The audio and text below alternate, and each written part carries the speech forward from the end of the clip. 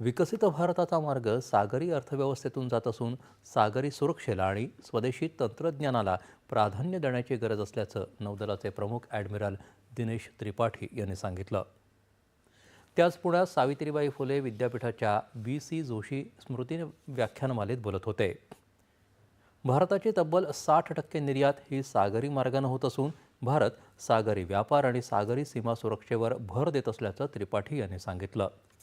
आत्मनिर्भर कार्यक्रमामुळे जहाज बांधणी क्षेत्रात मोठ्या प्रमाणात रोजगार निर्मिती होत असून 2047 पर्यंत भारत जहाज पुनर्बांधणी क्षेत्रात आघाडीवर राहणार असल्याचा विश्वासही त्यांनी यावेळी व्यक्त केला. कृत्रिम बुद्धिमत्ता आणि आधुनिक तंत्रज्ञानामुळे सागरी युद्धाचं स्वरूप बदलत असून आत्मनिर्भरतेवर आधारित तंत्रज्ञानानं विकास नौदलाचं प्रमुख ध्येय असल्याचंही त्यांनी सांगितलं.